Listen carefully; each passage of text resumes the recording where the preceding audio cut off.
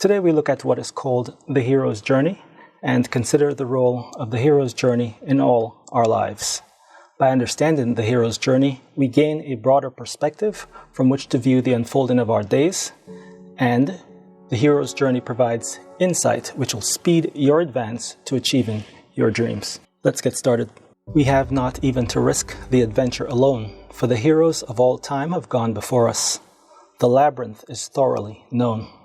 We have only to follow the thread of the hero path, and where we had thought to find an abomination, we shall find a god, and where we had thought to slay another, we shall slay ourselves. Where we had thought to travel outward, we will come to the center of our own existence, and where we had thought to be alone, we will be with all the world. These are the words of Joseph Campbell in The Power of Myth. What is the hero's journey? As described by Joseph Campbell in the book The Hero with a Thousand Faces, the hero's journey is a story that emerges in every culture in various forms. It is a recurring symbol or motif in mythology, in literature, in art, in philosophy. It's an archetype.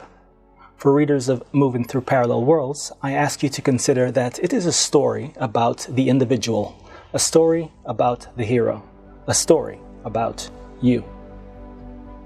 The hero, you, on your journey to achieving an ideal world. A story of you moving through parallel worlds to achieve your dreams. A story about you choosing paths and navigating to the realization of your goals, to the realization of your dreams. The hero's journey has emerged in mythical stories throughout human history, across all cultures, across many lives, many worlds.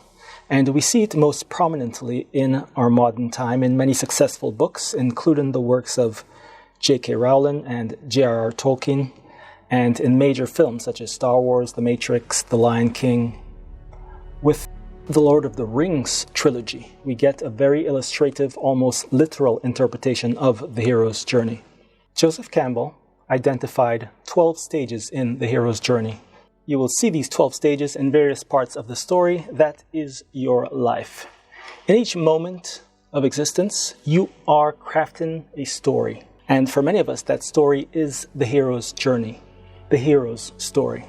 And all of us at different points in our life have the opportunity to embark on the hero's journey. The question you must ask yourself is, are you willing to leave the first stage, the ordinary world, and embark on a treacherous journey? Are you willing to accept what is a dangerous call to adventure? For me, releasing books is one thing, but in putting on these episodes of Moving Through Parallel Worlds, the danger is potential embarrassment. Maybe these episodes are terrible. Maybe I say the wrong thing and get canceled.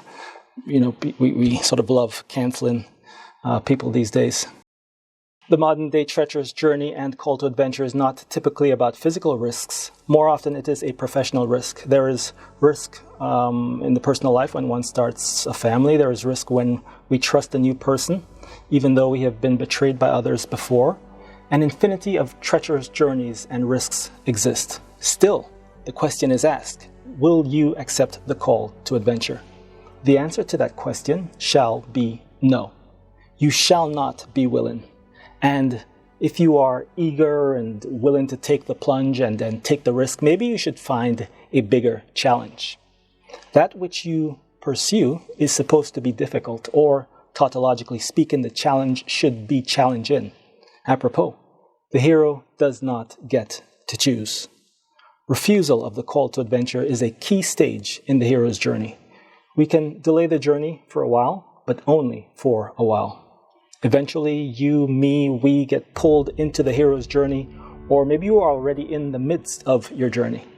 The question, who will do what needs to be done to sustain the world? Who will do what needs to be done to advance the growth and continued success of one's community, one's tribe, and the broader world? The hero leaves the world which he is most familiar with. When I say he, I mean that sort of generically as human, he or she. We all are called to the role of hero, and we all can accept or reject the offer. But ultimately, it is not a journey that leaves us with a choice. Eventually, the individual embraces their status as the hero, and this brings greater clarity to their life. The journey we take is a journey that has been taken millions of times before, and it is a journey that is fundamental to human experience. Risks on the journey. There are risks on the hero's journey, some risks that you may face, you may never even become conscious of. Injury always lurks. Illness always lurks. Death always lurks. And death, as we noted in today's world, can be a metaphoric death, a social death, a professional death, a cancellation. The hero must transform in order to transcend threats, to transcend obstacles. The hero must transform in order to transcend death. I mentioned earlier about cancel culture, and not to criticize it, because some people need to be canceled when they have done egregious things. The question sometimes gets asked, well, when is it sufficient time to allow a person who has been canceled to return return as a public figure? When can we watch Louis C.K. again? Is it after 1 year, after 5 years, after 10 years? When can Al Franken run for office again? 5 years, 10 years? Never. When can Trump get back his Twitter? The answer to that question is still somewhat imprecise, but it's that line. The hero must transform in order to transcend death. So Louis C.K. transformed probably means he'd have to come back even funnier, if that's possible, even wiser, including wisdom related to the very infractions that he was accused of.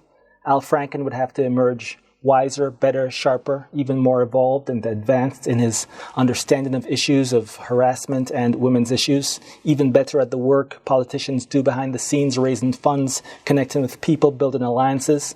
The hero must transform to transcend death. In this hero's journey, which is your life, you are able to transform.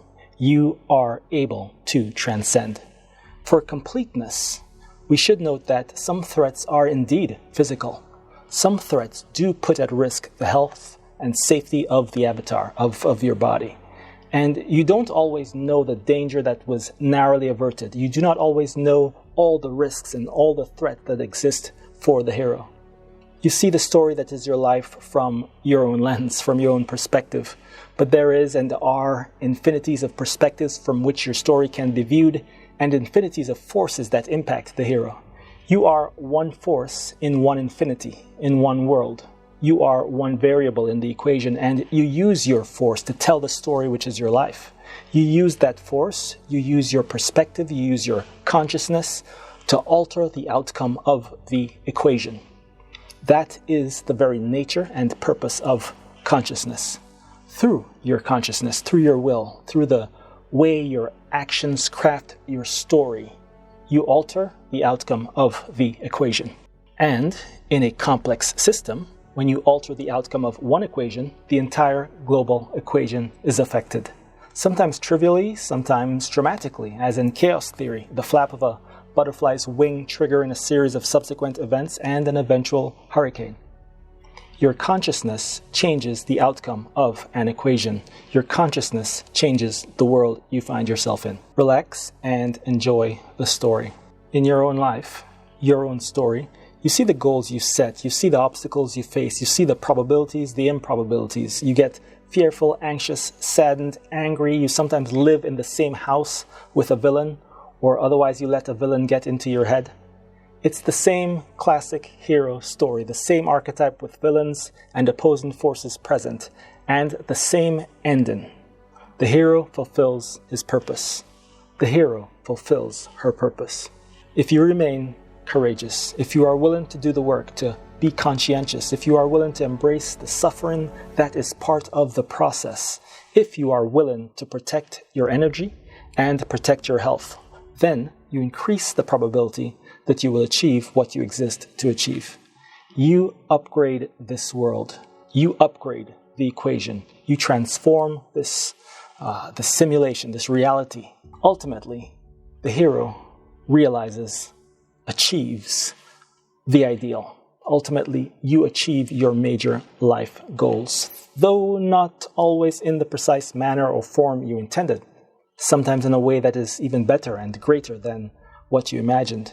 You achieve the ideal, your vision, in a way that is truly heroic and embodies the hero's journey. Sometimes the hero fails, and the story becomes a tragedy. But the story of a hero who fights to the death, who pursues a goal in spite of obstacles, even though the hero dies in the process, whether it's a metaphorical or a literal death, is still a tremendous hero story. In Gladiator, Russell Crowe's character Maximus achieves many victories, but he is killed.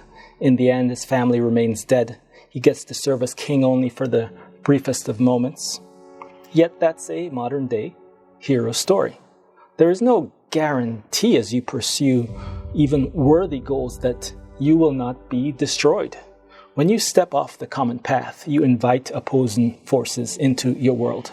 When you engage in heroic action, the villains shall emerge, and the villains in real life are not as clear and apparent as the villains in film. Sometimes the villains are your own friends and family. Sometimes the villain is a sub-personality within your own self. You can be both hero and villain. And the hero's journey includes a suppression of your own villainous nature. The hero's journey in real life is not a clear and crisp representation as it is in film and literature. If we can consider that when we watch a film on a flat screen, that's 2 dimensions, and maybe we can say books create 3-dimensional images in our mind, the real life hero's journey is another dimension. 4 dimensions plus time, because we're not just battling elements in the external world, we're also battling elements within our own mind, our own self, and the elements within our self we can consider as sub-personalities. Some of these sub-personalities are then interacting with the elements in the external world. So it's a whole higher order level of connection and complications. The hero's journey has tremendous complexity, even though the core idea has this simplicity. I have not figured it out myself. I wish you great luck. It's a savage and complex multidimensional battle internally and externally. Still, the approach of the hero must be an approach of clear intent, clear goals, clear vision, willingness to do battle every single day, and willingness to advance and grow every day. A story at times of flow and of letting go, and at other times of rigidity and of staying the course and doing what you know. Let's stop here for now. This has been episode 1 of Moving Through Parallel Worlds, and this is really a test of audio and video and content. So this is shorter than the episodes to follow. Let me know in the comments what you thought of the episode, any suggestions, critiques, ideas. Thank you. If you click the like button, thank you very much, and subscribe as well if this is on YouTube, and or I guess anywhere on social media you'd subscribe, and turn on notifications, do all that stuff. So you know once episode 2 is ready. In episode 2, we'll talk about challenges, obstacles, and villains in the hero's journey. In the description, I have added links to my books and other social media links, including kevinmichel.com, which redirects to my author page on Amazon. Thank you, good luck, and may God have mercy on your soul.